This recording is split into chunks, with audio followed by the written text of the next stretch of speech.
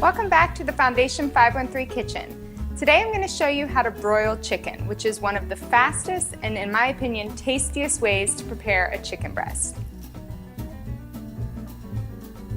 So the first thing we're going to do is take the chicken breasts and put them first in a big plastic bag. So what we're going to do here is take most of the air out of the bag, and then I'm going to use a meat tenderizer to pound the chicken so that it's level all across. The reason we do this is because if one end of the chicken breast is really thick and the other end is really small, as you can see in these chicken breasts, then they cook unevenly. So one side is overdone and dry, but while the other side is still raw. So once the chicken is at an even thickness, we'll go ahead and transfer it to a cookie sheet.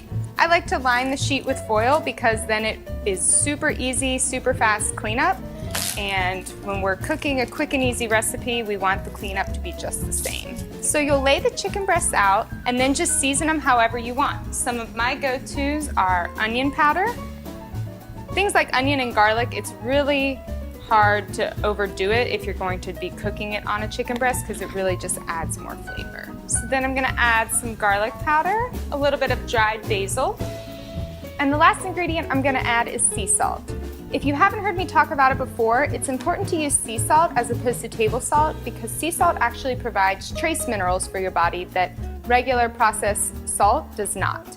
Another great thing about sea salt is it helps your body retain electrolytes. So if you've just come from yoga or the gym where you've been sweating a lot, instead of replenishing your electrolytes with a sugar-loaded Gatorade or a Powerade, just go ahead and add some sea salt to your water. It does about the same thing. And if you like, you can add about a teaspoon of oil to the chicken breast. I find that I don't need it and I'd rather drizzle the oil on after to maintain all the flavor, but that's totally up to you. Once you have everything on the chicken breast, we'll go ahead and transfer it to the oven.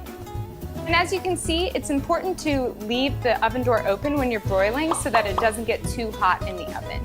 So I've set the timer to 6 minutes. We'll check it after that, and then if it needs another minute or two, we'll go ahead and pop them back in. So it looks like side one is done. So we'll go ahead and bring these out of the oven, and then we're just gonna turn them over to the other side. And from here, we'll just add the same seasonings that we did on the front. A little bit of onion powder, a little bit of garlic, basil, and sea salt. And then back to the oven, these will go. And since the first side was pretty much cooked in 6 minutes, I'm gonna go ahead and set the timer for this for 4 minutes. Now our chicken breasts are done.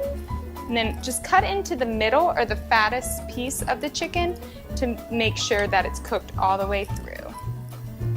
Thanks again for joining us here today in the Foundation 513 kitchen, where we cook real food with simple ingredients to keep our bodies healthy and strong. Check out this recipe in full detail and other recipes up on the blog at foundation513.com. Thanks, guys.